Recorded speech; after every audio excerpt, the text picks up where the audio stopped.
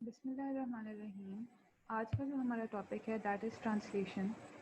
But before we jump into our topic, we will gain a slight overview of what the genetic code is. क्योंकि genetic code है जिसकी एक बहुत important role है translation में. तो अगर हमें उसकी थोड़ी नो हाउ डेवलप हो जाएगी इनिशियली तो ट्रांसलेशन को अंडरस्टैंड करना, उसका कॉन्सेप्ट ग्रास्प करना आसान हो जाएगा. So starting off with genetic code, what is the genetic code or codon? A genetic code or a codon is a sequence of three nucleotides that encodes an amino acid. अब हमें पता है कि जो हमारा RNA है और DNA है, it is made up of nucleotides. यहाँ पर ये एक RNA strand हमें नज़र आ रहा है. इसमें बहुत सारे nucleotides नज़र आ रहे हैं. Guanine, cytosine, uracil, adenine, cytosine, guanine. अगर हम इनमें से तीन न्यूक्लियोटाइड्स का एक पेयर बना लें, for example here we have guanine, cytosine and uracil. तो अगर मैं ये अलग करके लिखूं गुआनिन, साइटोसिन एंड यूरेसिल, तो ये जो ग्रुप बनेगा हमारे पास विच कंप्राइजेज ऑफ थ्री न्यूक्लियोटाइड्स, ये एक कोडॉन बना देगा. कोडॉन का फंक्शन क्या है, हम क्यों कोडॉन को स्टडी करते हैं, क्योंकि कोडॉन में फर्दर जाके आगे हमारे पास बनाने होते हैं amino acids in the process of translation. ये किस तरह से अमीनो एसिड्स बनाएगा वो जब हम ट्रांसलेशन के आगे प्रोसेस को देखेंगे तो हम उसको डिटेल में डिस्कस कर लेंगे. कोडॉन के साथ ही हम एक और एंटिटी डिस्कस कर लेते हैं जिसको हम कहते हैं anti codon. As the name indicates, anti का क्या मतलब है कि ये ऑपोजिट होगा टू द कोडॉन या कॉम्प्लीमेंट्री टू द कोडॉन होगा. फॉर एग्जाम्पल यहाँ पर हमने कोडॉन की बात की कि a codon is a group of three nucleotides जो कि हम कहते हैं GCU, ये जो हमने यहाँ पर कोडॉन स्टडी किया. अब अगर इसके ऑपोजिट मुझे कोई एक कॉम्बिनेशन ऑफ न्यूक्लियोटाइड्स चाहिए तो वो किस तरह से मैं लिखूँगी, उसको मैं लिखूँगी CG एंड U. इस कॉम्बिनेशन ऑफ न्यूक्लियोटाइड्स को जो कि ऑपोजिट है टू द कोडॉन, इसको मैं क्या नाम दे दूँगी, इसको मैं कहूँगी anti codon. Now the important point to remember here is that a codon is usually present on the DNA or it might be present on the messenger RNA. But our anticodon, this right here, it will always be present on the transfer RNA. अब इस anticodon का function क्या होता है कि transfer RNA का जो anticodon होता है ये रिकग्नाइज करता है इसके कॉम्प्लीमेंट्री जो कोडॉन होता है ऑन द मैसेंजर आरएनए और उसके साथ जाके बाइंड करता है. अभी शायद ये चीज़ें इतनी क्लियरली ना समझ आ रही हों, लेकिन जब हम आगे अभी ट्रांसलेशन के प्रोसेस को स्टडी करेंगे तो उसमें हम ये दोनों चीज़ें यूज़ करेंगे, कोडॉन एंड एंटीकोडॉन. तो वहाँ पर हमें इन दोनों के फंक्शंस और इन दोनों की वर्किंग सही डिटेल में समझ आ जाएगी. Moving on to the next step, हम कहते हैं कि जो हम एक कोडॉन लेते हैं it consists of three nucleotides. Why not two nucleotides, दो न्यूक्लियोटाइड्स का क्यों नहीं हो सकता, या why not a single nucleotide. उसके लिए हम क्या करेंगे कि यहाँ पर ये हम एग्जांपल देख रहे हैं, हमारे पास एक कोडॉन है, हम एज्यूम करते हैं कि it is made up of two nucleotides. Now, the two nucleotides, it can be any of these four. It could be adenine, it could be uracil, it could be guanine and it could be cytosine.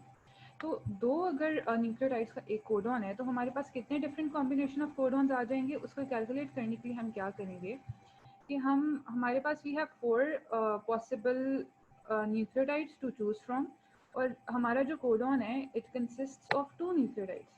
तो हम 4 into 4 करेंगे या 4 square करेंगे तो हमारे पास answer 16 आ जाता है, यानी we can have 16 possible codons which is perfectly okay. But we know that we have 20 amino acids in our cell.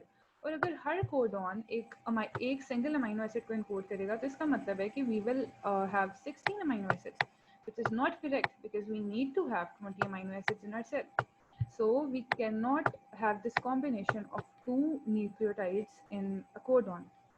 फिर हम अपनी दूसरी पॉसिबिलिटी को डिस्कस करते हैं जिसमें हम कहते हैं कि एक कोडॉन में 3 न्यूक्लियोटाइड्स हैं and these 3 nucleotides again can be any of these. They can be adenine, uracil, guanine और cytosine. इनके मुख्तलिफ तरह के कॉम्बिनेशन बन सकते हैं. For example AUG, GUC, UAG, whatever combination you want to make.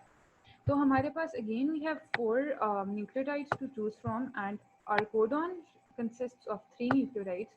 हमारे पास कितने different possible combination of codons आ जाएंगे, उसके हम क्या करेंगे 4 into 4 into 4 or 4 cube, which means that we will have 64. We have 64 different combinations of codons in this case. Now there are only 20 amino acids, but 64 different codons. अब इसको explain करने के लिए we have this table right here. होता कुछ इस तरह से है कि एक अमीनो एसिड को एक से ज़्यादा कोडॉन्स भी बना सकते हैं, एक से ज़्यादा कोडॉन्स भी इनकोड कर सकते हैं. For example, if we have this amino acid leucine right here, so it is encoded by 4 different codons. Then we have leucine right here. It is encoded by 2 different codons. तो इसलिए एक amino acid को एक से ज़्यादा codons बना सकते हैं, इनकोड कर सकते हैं, जिसकी वजह से we have 64 different pairs of codons, but only 64 different codons, but only 20 amino acids. Now here another important thing to mention is कि हमने कहा 64 different codons होते हैं, लेकिन उनमें से amino acids सिर्फ 61 बना रहे होते हैं, ठीक है. तो बाकी के जो 3 codons हैं, उनका क्या function है, उनका क्या role है, वो किधर गए? वो 3 अमीनो एसिड्स हम यहाँ पे डिस्कस कर लेते हैं. वो 3 कोडॉन्स हम यहाँ डिस्कस कर रहे हैं, which are UAA, UAG and UGA. ये तीनों हमारे पास बना देते हैं स्टॉप कोडॉन्स. अब स्टॉप कोडॉन्स का क्या मतलब है? स्टॉप कोडॉन्स और नॉनसेंस कोडॉन्स, इनका क्या मकसद है, इनका क्या मतलब है कि they do not encode for any amino acid. ये कोई अमीनो एसिड इनकोड नहीं करते. ये क्या करते हैं कि अमीनो एसिड चूंकि नहीं इनकोड करे तो ये रिलीज फैक्टर्स के साथ बाइंड करते हैं. ये भी आगे जाके हम देखेंगे. जब प्रोटीन सिंथेसिस होनी होती है तो प्रोटीन सिंथेसिस को स्टॉप करने का सिग्नल वो ये तीन कोडॉन कॉम्बिनेशंस देते हैं, ठीक है. इसके अलावा we need to remember another codon which is AUG. जिस तरह से ये स्टॉप कोडॉन है तो उसके ऑपोजिट एक कोडॉन होना चाहिए जो कि होगा स्टार्ट कोडॉन. जैसे ही AUG आता है मैसेंजर RNA में, तो ये हमारा राइबोसोम जो है वो इसको आइडेंटिफाई कर लेता है और उसको पता लग जाता है कि मुझे प्रोटीन सिंथेसिस को इनिशिएट कराना है, उसे स्टार्ट कराना है. So we need to remember AUG, which is the start codon, and AUG. Another thing to remember here is AUG encodes for methionine, amino acid methionine. And then we have 3 different stop or nonsense codons. Nonsense codons को हम इस तरह से याद रख सकते हैं कि they make no sense, they bind no amino acids, or they encode for no amino acids. तो फिर हम इनको क्या बोल देते हैं? nonsense codons. इनको भी याद रखना है. ये 3 होते हैं UAA, UAG and UGA.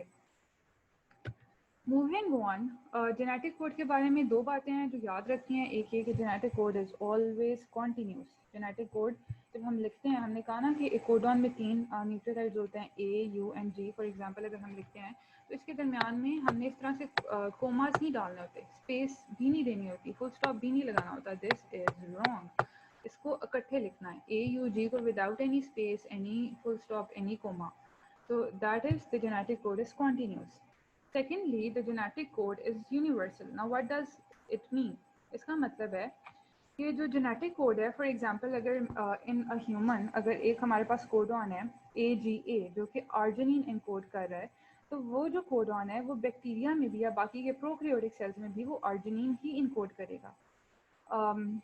Likewise अगर कोई और कोडॉन है, फॉर एग्जांपल अगर AUG हमारा स्टार्ट कोडॉन है जो मेथियोनिन इनकोड कर रहा है, तो बैक्टीरिया में भी वो मेथियोनिन ही इनकोड करेगा. यहाँ पर एक छोटी सी एक्सेप्शन देखने को खैर मिली जब हमने पढ़ा माइटोकॉन्ड्रियल DNA. जो अभी हमने यूनिवर्सैलिटी की बात की थी, न्यूक्लियर DNA पे अप्लाई होती है. जब माइटोकॉन्ड्रियल DNA को स्टडी किया गया तो वहाँ पर कुछ एक्सेप्शंस थी जो देखी गई. For example UGA is a stop codon in us humans in our nuclear DNA. लेकिन वही जो UGA है वो चेन प्रोटीन सिंथेसिस को स्टॉप करने की बजाय वो क्या करता है कि वो जाके बाइंड कर जाता है to tryptophan in the mitochondrial DNA. तो ये यहाँ पर कुछ एक्सेप्शंस आती हैं. ये यूनिवर्सैलिटी है कुछ to some extent, but there are always exceptions in this case. So with this we end our genetic code. ये आपकी बुक की कुछ पिक्चर्स हैं, ये वो बातें सारी जो हम डिस्कस कर चुके हैं ऑलरेडी. हाईलाइट किए हुए इंपॉर्टेंट पॉइंट्स इसमें. सबसे पहले जेनेटिक कोड जो है, it is a combination of 3 nucleotides which specify a particular amino acid. ये हम देख चुके हैं. फिर ये कि जेनेटिक कोड जो है वो कॉन्टीन्यूस होता है, ये वाली बात भी हम देख चुके हैं. फिर ये 3 हमने पढ़ा था कि UAA, UAG and UGA are 3 stop codons और नॉनसेंस कोडॉन्स, इनको हम पढ़ चुके हैं। AUG जो है हमारे पास स्टार्ट कोडॉन होता है, इनिशिएशन कोडॉन होता है, इसको भी हम देख चुके हैं। फिर जेनेटिक कोड हमने पढ़ा कि यूनिवर्सल होता है, लेकिन माइटोकॉन्ड्रिया में उसमें कुछ अबनॉर्मैलिटीज़, उसमें कुछ एक्सेप्शंस नज़र आती हैं। ये सब कुछ हम डिस्कस कर चुके हैं। So here the discussion on the genetic code comes to an end, और अब हम डिस्कस करेंगे हमारा जो ओरिजिनल टॉपिक था, विच वाज ट्रांसलेशन। ट्रांसलेशन अब बेसिकली है क्या? जब हम प्रोटीन सिंथेसिस की बात करते हैं ना, तो इट कंसिस्ट्स ऑफ 2 स्टेप्स। पहले होती है ट्रांसक्रिप्शन, फिर होती है ट्रांसलेशन। ट्रांसक्रिप्शन ऑलरेडी आप लोग देख चुके हैं, इसलिए we will not go into the details of transcription. हम देखेंगे उससे अगला स्टेप जो कि होता है ट्रांसलेशन। जब भी किसी सेल ने प्रोटीन बनाना होता है, तो उसके प्रोटीन बनाने के लिए जो उसको इन्फॉर्मेशन चाहिए होती है, वो स्टोर्ड होती है in the DNA, the double stranded DNA। लेकिन जो DNA है, it can not get out of the nucleus, उसके लिए बात पॉसिबल नहीं होती। तो अब हमें ये इन्फॉर्मेशन तो यहाँ से किसी तरह से चाहिए ना, वरना हमें नहीं पता कि हमें प्रोटीन्स किस तरह से बनाने हैं। तो ये DNA अपनी सारी की सारी इन्फॉर्मेशन ट्रांसमिट कर देता है टू द मैसेंजर RNA, और इस प्रोसेस को हम पहले देख चुके हैं। ये प्रोसेस होता है ट्रांसक्रिप्शन। DNA की सारी इन्फॉर्मेशन मैसेंजर RNA में आ गई। अब messenger RNA it can leave the nucleus and enter the cytoplasm. Cytoplasm में भी फर्दर ये जाता है राइबोसोम्स के पास। राइबोसोम्स मैसेंजर आरएनए के अंदर जो इन्फॉर्मेशन होती है फॉर प्रोटीन सिंथेसिस, उसको यूज़ करते हुए एक प्रोटीन बनाती हैं, and this process is known as translation. So what is translation? It is utilization of the information that is kept in the messenger RNA to direct the synthesis of proteins. Now it makes sense, हमें पता लग गया कि ये किस तरह से होता है, ठीक है। सेकेंडली ट्रांसलेशन को हम 3 पार्ट्स में या 3 हेडिंग्स के अंदर डिवाइड करके पढ़ेंगे। पहले initiation of translation, then the elongation and then the termination. ये जो बुक्स हैं आपकी, उसमें इस तरह से ऐसा अंडर 3 हेडिंग्स नहीं गिवन, लेकिन for the sake of better understanding हम इसको इस तरह से 3 हेडिंग्स में डिवाइड करके पढ़ेंगे, ठीक है। So before we begin our story of translation, हम translation के characters को introduce कराते हैं कि हमारी story के जो characters होंगे main वो कौन से होंगे। So first of all we have this messenger RNA। ये हम पहले भी पढ़ चुके हैं कि DNA से जो information हमने derive की थी, उसे store कर लिया था in the form of messenger RNA, और messenger RNA हमारे पास बनता है as a process of as a result of the process of transcription। Secondly we have our ribosomes। ये भी कोई नया कैरेक्टर नहीं है, we have already seen it. ये एक सेल ऑर्गेनेली है which is involved in the synthesis of proteins. Then we have our transfer RNA. Fine. So the transfer RNA, इसका क्या काम है? ये इस कैरेक्टर का कुछ इस तरह से रोल है कि ये सेल में से स्मॉल स्मॉल अमाइनो एसिड्स को पकड़ के लाता है, और इन अमाइनो एसिड्स को ये क्या करता है, it binds them to this messenger RNA. अब ये सारा कुछ इन डिटेल किस तरह से होगा वो हम अभी आगे फर्दर देखते हैं। So first of all, we will begin with the process of initiation of translation. Initiation का क्या मतलब है? Beginning, start. Begin किस तरह से होता है कि सबसे पहले ट्रांसफ़र आरएनए का एक मॉलिक्यूल आता है। ट्रांसफ़र आरएनए मॉलिक्यूल में एक हमारे पास होती है अमाइनो एसिड बाइंडिंग साइट, जिसने अमाइनो एसिड्स को बाइंड करना होता है, और एक ये जो उसका जो दूसरा एंड होता है, उस पर होता है एंटी कोडॉन, जो जाके बाइंड करता है टू द मैसेंजर आरएनए। होता कुछ इस तरह से है कि we have 20 amino acids in the cell, ठीक है, और इन अमाइनो एसिड्स ने बाइंड करना होता है टू स्पेसिफिक ट्रांसफर आरएनए। हर अमाइनो एसिड के लिए एक specific transfer RNA. For example methionine है तो उसका अपना ट्रांसफर आरएनए मॉलिक्यूल होगा, ट्रिप्टोफैन है तो उसका अपना ट्रांसफर आरएनए मॉलिक्यूल होगा। तो अब ये हम किस तरह से इंश्योर करें कि जो the right amino acid binds to the right transfer RNA. यहाँ पर रोल आता है एक एंजाइम का जिसका नाम है amino acyl transfer RNA synthetase. ये एंजाइम क्या करता है, ये कैटेलाइज करवाता है binding of the amino acid to the transfer RNA, and it ensures के the correct amino acid binds to the correct transfer RNA molecule. तो ये एंजाइम क्या कराएगा, it catalyze कराएगा the binding of amino acid to the amino acid binding site on the transfer RNA। फिर ये transfer RNA क्या करेगा कि ये जाके बाइंड कर जाएगा टू द मैसेंजर आरएनए। इसका जो एंटी कोडॉन है वो मैसेंजर आरएनए के एक कोडॉन को आइडेंटिफाई करेगा और वो उसके साथ बाइंड कर देगा। ये एंटी कोडॉन और कोडॉन जो है, इसका जिक्र हम पहले भी कर चुके हैं। इसका अब जो फंक्शन है एक्चुअली इसकी वर्किंग, वो यहाँ पर हम देखेंगे, ठीक है। अब इस पूरे प्रोसेस को, इस पूरे स्टेप को, the binding of amino acid to the transfer RNA molecule, इसको हम फॉर द टाइम बिंग एक साइड पर रखते हैं। इनिशिएशन में एक ये काम हो गया। अब साथ ही दूसरा काम क्या होता है इनिशिएशन में कि ये हमारे पास are smaller ribosomal sub unit, ये स्मॉलर राइबोसोमल सब यूनिट के साथ आके मैसेंजर आरएनए जो कि हमारे पास बना था as a result of transcription, वो आकर हमारे स्मॉलर राइबोसोमल सब यूनिट के साथ बाइंड कर जाता है. As soon as the binding occurs, the smaller ribosomal subunit starts moving from the 5' end to the 3' end of the messenger RNA. अब as it is moving तो क्या होता है कि फॉर एग्जांपल ये यहाँ से यहाँ पर आई है, ट्रांसलोकेशन हुई है इधर से इधर.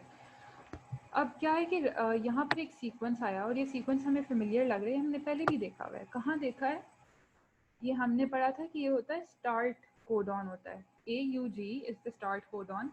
तो जैसे ही राइबोसोम आती है और इनकाउंटर करती है स्टार्ट कोडॉन को, उसे पता लग जाता है कि now I have to initiate the process of translation. अब मुझे प्रोसेस को स्टार्ट करना है. ठीक है, तो यहाँ पर हो गया हमारा ट्रांसफर आरएनए अमीनो एसिड के साथ बाइंड कर गया. यहाँ पर स्मॉलर राइबोसोमल सब यूनिट और मैसेंजर आरएनए बाइंड कर गया, और जो स्मॉलर राइबोसोमल सब यूनिट है उसने हम आइडेंटिफाई कर लिया हमारे स्टार्ट कोडॉन को, विच वाज AUG.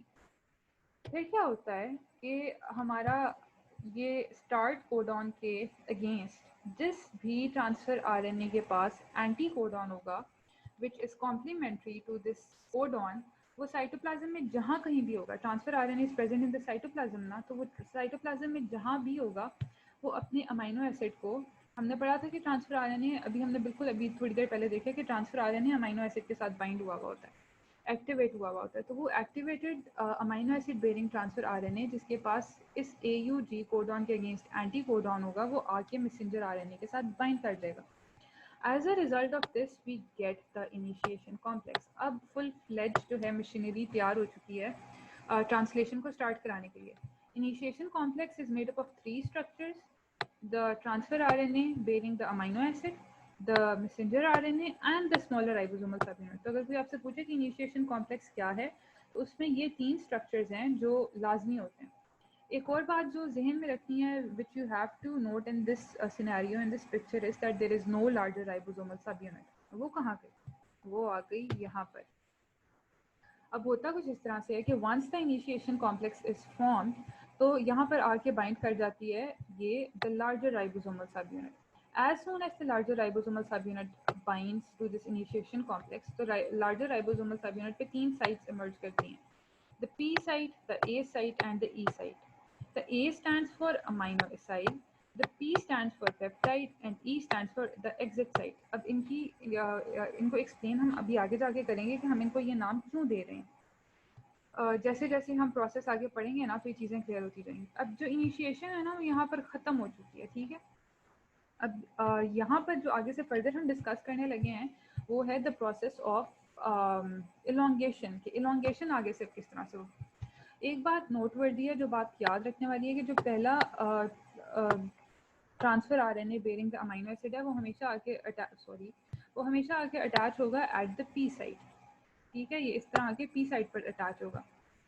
लेकिन उसके बाद जितने भी ट्रांसफर आरएनए आके अटैच होंगे ना वो हमेशा ए साइट पर अटैच होंगे. सिर्फ जो पहला ट्रांसफर आरएनए है ना वो अटैच होता है एट द पी साइट, बाकी सारे ए साइट पर अटैच होंगे.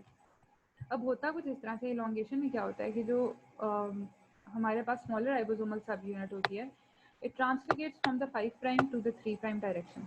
एज इट ट्रांसलोकेट्स तो क्या होता है कि ए साइड पर हर दफ़ा एक नया कोडॉन एक्सपोज होता है. इस कोडॉन के अगेंस्ट जिस भी ट्रांसफर आरएनए का एंटी कोडॉन के पास एंटी कोडॉन होगा वो आकर इस कोडॉन के साथ यहाँ पर बाइंड कर देगा, which in this case is a leucine bearing transfer RNA. तो वो आकर हमारे पास ए साइट के साथ बाइंड कर गया. अब जब ये यहाँ पर आके ए साइट के साथ बाइंड होता है तो क्या होता है कि पी साइट पर ट्रांसफर आरएनए के साथ जो अमीनो एसिड अटैच होता है वो यहाँ से क्लीव होता है और वो आकर बाइंड कर जाता है to the amino acid that is present on the A site. यानी ये यहाँ पर आकर इस तरह से बाइंड कर जाता है. As a result of this P site पर जो अब ट्रांसफर आरएनए है ना, it has no amino acid. उसके पास अब कोई अमीनो एसिड नहीं रहा क्योंकि उसका अमीनो एसिड यहाँ पर आकर अटैच हो गया या बाइंड हो गया. ये जो बॉन्ड बना है ये पेप्टाइड बॉन्ड बना है और इस तरह से फर्दर पेप्टाइड बॉन्ड्स बनते जाएंगे और वो आकर क्या कराते जाएंगे, वो आकर इलोंगेशन ऑफ द चेन करवाते जाएंगे. ठीक है, अब यहाँ पर ये बिल्कुल उससे अगला स्टेप है. इसमें हमने चीज़ क्या देखनी है कि अब इसमें ना फर्दर ट्रांसलोकेशन हुई है. मजीद 3 प्राइम टू 5 प्राइम मूवमेंट हुई है। As a result of this जो पहले ये ऑरेंज कलर का transfer RNA at the P side था वो हमारे पास कहाँ पर आ गया, now it is at the E side, वो पीछे को आ गया क्योंकि राइबोसोम आगे को जा रही है। तो पर्पल कलर का transfer RNA which was initially at the A side वो कहाँ पर आ गया, अब वो पीछे को आया और वो पी साइड पर आ गया। और अगेन ए साइड पर जो है, ये ए साइड है ना, ए साइड पर एक नया कोडॉन एक्सपोज होगा, उस कोडॉन के अगेंस्ट जिस भी ट्रांसफर RNA के पास एंटी कोडॉन था वो आके यहाँ पे बाइंड कर गया। फर्दर क्या होगा, यहाँ से चेन की क्लीवेज होगी पी साइड से पेप्टाइड चेन की, और वो आके बाइंड कर देंगी to the amino acid at the A side. और इस तरह से ये प्रोसेस जो है, ये पेप्टाइड बॉन्ड्स बनते जाएंगे, ये यहाँ पे आपकी प्रोटीन फॉर्मेशन होती जाएगी। ये प्रोसेस जो है ये कंटिन्यू करता जाएगा, may be 20 amino acid, 22 amino acid और may be thousands of amino acid, तो डिपेंड करता है कि आपकी प्रोटीन चेन कितनी लंबी है। अब यहाँ से इसके बाद क्या होगा कि ये जो हमारे पास ई साइड पर अमाइनो एसिड है वो यहाँ से सॉरी ट्रांसफर RNA है वो यहाँ से निकल जाएगा, वो यहाँ से बाहर निकल जाएगा। और अब क्योंकि इसकी कोई यूटिलिटी नहीं है ना, इसके पास कोई फर्दर आगे से अमाइनो एसिड है ही नहीं। अब हम देखेंगे कि जो पहले हमने चीज़ डिस्कस की थी कि ए साइट होती है, पी साइट होती है और ई साइट होती है, और हमने इनको ये नाम क्यों दिया है। ए साइट को कहा था अमाइनो एसाइल साइट होती है, तो ए साइट को अमाइनो एसाइल साइट इसलिए कहते हैं क्योंकि इस पर amino acyl bearing transfer RNAs आकर अटैच होते हैं। जो नए अमाइनो एसिड होते हैं, जो नए ट्रांसफर RNAs हैं, वो आकर अटैच होते हैं at the A site. P site को पी साइट या पेप्टाइड साइट क्यों कहते हैं, क्योंकि यहाँ पर पेप्टाइड चेन जो होती है आपकी that is attached to the P site, ठीक है। और फिर हमारे पास ई साइट और द एग्जिट साइट क्यों होती है ये, क्योंकि यहाँ से जो transfer RNA which has no amino acid it will exit और it will leave this translation complex. ये हो गई इलोंगेशन। अब हमने इलोंगेशन डिस्कस कर ली, तो फाइनली जब आपकी चेन बन जाएगी तो फिर क्या होगा, टर्मिनेशन होगी, चेन फॉर्मेशन स्टॉप हो जाएगी और रुक जाएगी। अब वो किस तरह से होगा कि as the ribosome it translocates along the messenger RNA। अब उसकी मुसलसल ट्रांसलोकेशन होती जानी है, तो क्या होता है वो जब भी अगर वो कोई स्टॉप कोडॉन इनकाउंटर करे, कोई वो इस किस्म का सीक्वेंस इनकाउंटर करे, या तो वो इनकाउंटर करे UAA, या वो इनकाउंटर करे UAG, या वो इनकाउंटर करे UGA। अगर इन तीनों में से कोई भी एट द ए साइट आता है, तो हमने पढ़ा था कि ये स्टॉप कोडॉन्स होते हैं। ये क्या होते हैं, ये बाइंड नहीं कर सकते टू एनी ट्रांसफर RNA। इनके अगेंस्ट कोई ट्रांसफर RNA नहीं है जिसके पास इसके अगेंस्ट एंटी कोडॉन हो। तो ये क्या करते हैं, ये बाइंड करते हैं रिलीज फैक्टर्स को। ये जो ब्लैक से हमारे पास यहाँ पे बना हुआ है ये रिलीज फैक्टर है। अब चूंकि कोई नया ट्रांसफर RNA मॉलिक्यूल आके अटैच नहीं हो रहा, कोई नए अमाइनो एसिड्स नहीं आके अटैच हो रहे, उसकी वजह से अब फर्दर चेन एलोंगेशन नहीं हो पाती। तो पी साइड पर जो हमारे पास पूरी की पूरी इस तरह की पेप्टाइड चेन बनी हुई होती है, ये पेप्टाइड चेन यहाँ से रिलीज हो जाती है। The peptide chain it gets released, और पूरा का पूरा जो कॉम्प्लेक्स है ना डिसअसेंबल हो जाएगा। Larger ribosomal sub unit, smaller ribosomal sub unit, ये दोनों अलग-अलग हो जाएंगी। मैसेंजर RNA रिलीज कर दिया जाएगा, और जो ट्रांसफर RNA मॉलिक्यूल्स हैं वो भी यहाँ से अलग हो जाएंगे।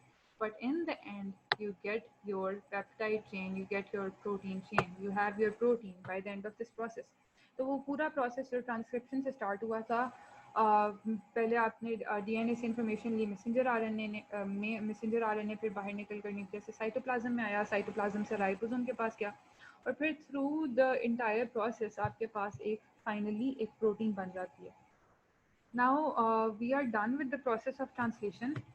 ये बस आपकी बुक्स से कुछ डायग्राम्स हैं जो अटैच किए हैं साथ। ये इनिशिएशन का प्रोसेस है जो हम ऑलरेडी डिस्कस कर चुके हैं। इनिशिएशन में हमने दो चीज़ें पढ़ी थी। सबसे पहले हमने देखा था कि binding of transfer RNA to the amino acid होता है। ये अब यहाँ पर ये इन्होंने बनाया हुआ है द ट्रांसफर RNA मॉलिक्यूल, ठीक है, और ये अमाइनो एसिड है। This is the enzyme the amino acyl transfer RNA synthetase. ये क्या करवा रहा है यहाँ पर, ये ट्रिप्टोफैनिक अमाइनो एसिड है जिसको वो बाइंड करवा रहा है टू द ट्रांसफर RNA। ये अब ट्रांसफर RNA है जिसके साथ ये ट्रिप्टोफैन बाइंड हो चुका है, और ये आगे जाके बाइंड कर रहा है टू द मैसेंजर RNA, ठीक है। तो ये सबसे पहले binding of the transfer RNA to the amino acid वो यहाँ पर हो गई। उसके बाद ये वही साइट्स हैं, पी साइट, ए साइट, ई साइट, जो हम डिस्कस कर चुके हैं। इनिशिएशन में दूसरा काम क्या हो रहा था, formation of the initiation complex. हमने कहा था ना कि जो activated transfer RNA bearing amino acid है वो आकर बाइंड करता है to the messenger RNA, messenger RNA के साथ ऑलरेडी अटैच होती है राइबोसोमल सब यूनिट। ये तीनों इनिशिएशन कॉम्प्लेक्स बनाते हैं, ठीक है। तो ये वही इनिशिएशन कॉम्प्लेक्स फॉर्म हो रहे हैं। हाँ, यहाँ पे एक चीज़ जो हमने मिस आउट कर दी थी वो है ये है इनिशिएशन फैक्टर। होता कुछ इस तरह से है कि जो हमने इनिशिएशन कॉम्प्लेक्स की बात की थी ना, उसमें ये एक प्रोटीन होती है। इनिशिएशन फैक्टर एक प्रोटीन है जिसने क्या करना होता है, असिस्ट करवाना होता है transfer RNA, the methionine bearing transfer RNA, जो आपका पहला ट्रांसफर आरएनए होता है उसकी binding to the messenger RNA, उसको असिस्ट करवाती है एक प्रोटीन जिसको बोलते हैं इनिशिएशन फैक्टर। जिस तरह से इनिशिएशन फैक्टर है ना, इस तरह से इलॉन्गेशन फैक्टर भी है। लेकिन जो इनिशिएशन फैक्टर है वो सिर्फ पहले ट्रांसफर आरएनए की बाइंडिंग को असिस्ट कराता है। उसके बाद जितने भी नए ट्रांसफर आरएनएज आके अटैच होने होते हैं टू द ए साइट, उनकी बाइंडिंग को असिस्ट करवा रहे होते हैं इलॉन्गेशन फैक्टर्स, ठीक है। तो ये यहाँ पर ये इनिशिएशन फैक्टर है, इनिशिएशन कॉम्प्लेक्स बना है और ये लार्जर राइबोसोमल सब यूनिट आके अटैच होगी। ये वही सारी बातें जो हम ऑलरेडी डिस्कस कर चुके हैं, ठीक है। ये इलॉन्गेशन का प्रोसेस हो रहा है। अगेन उसमें क्या है कि ए साइट पे आके amino acid bearing transfer RNA attach हो रहा है, जिस भी ट्रांसफर आरएनए का कोडॉन यहाँ पर एक्सपोज हुआ है वो आके यहाँ पे इसके साथ बाइंड करेगा। फिर उसके बाद फर्दर क्या होता है, ये देखिए यहाँ से इसकी क्लीवेज हुई है मेथियोनिन की, आके यहाँ पे ल्यूसीन के साथ बाइंड कर गया जो हमें यहाँ पे नज़र आ रहा है। फर्दर फिर उसके बाद क्या हुआ है कि ये methionine and leucine bearing transfer RNA वो ट्रांसलोकेशन की वजह से इस अगर हम पिक्चर में देखें तो वो आ चुके हैं at the P site and at the A site we have this empty transfer RNA molecule. So this is the elongation. Elongation continues, may continue for an indefinite period of time. जिसके बाद होती है termination. Termination तब होती है जब messenger RNA पे कुछ स्टॉप कोडॉन एक्सपोज हो। स्टॉप कोडॉन के साथ आके एक रिलीज फैक्टर बाइंड कर जाता है। Once the release factor binds तो फिर चेन एलोंगेशन नहीं हो सकती है और फिर जो भी ये पूरा का पूरा कॉम्प्लेक्स बना होता है ये प्रोटीन रिलीज करके और ये डिसोसिएट हो जाता है, ठीक है। तो ये बुक की डायग्राम्स हैं, उनका भी हमने एक ओवरव्यू ले लिया। अब बस we are going to end in just a little while. यहाँ पर ना हम एक छोटी सी बिल्कुल 2 मिनट लॉन्ग वीडियो देखने लगे हैं ऑन ट्रांसलेशन, ताकि जो अभी हमने चीज़ें पढ़ी हैं, जो कॉन्सेप्ट्स पढ़े हैं वो थोड़े से कंसोलिडेट हो जाएं। एक दफ़ा इस तरह से एनिमेशन में देखेंगे तो इट विल हेल्प, ठीक है। So here we go, the stages of translation.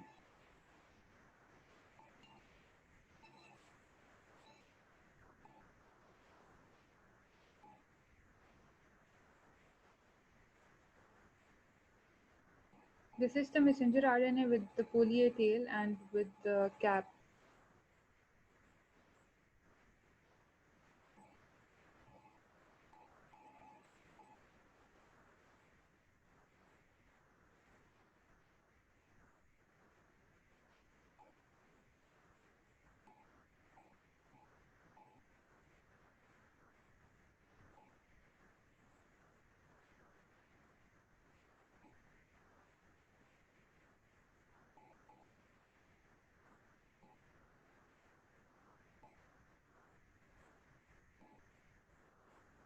अभी यहाँ पर हमारे पास इनिशिएशन कॉम्प्लेक्स बन गया है। This is the smaller ribosomal sub unit, this is the messenger RNA and this is the transfer RNA.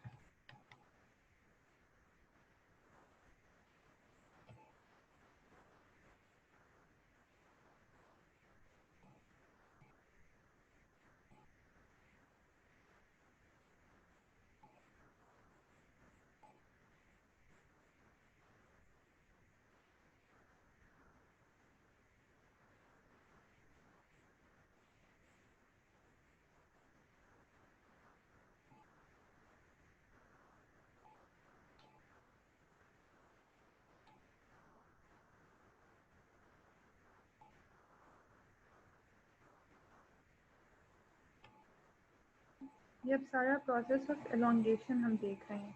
Peptide chain जो है वो बन रही है। The process of elongation it will continue likewise. ये सारी की सारी हमारे पास प्रोटीन चेन बन रही है। Finally we have our stop codon which binds to the release factor, and so the process of protein synthesis terminates. So this was all about translation. मुझे उम्मीद है इंशाल्लाह कि आपको अब ये एनिमेशन देखने के बाद और सारा सुनने के बाद अच्छी समझ आ गई होगी। Thank you.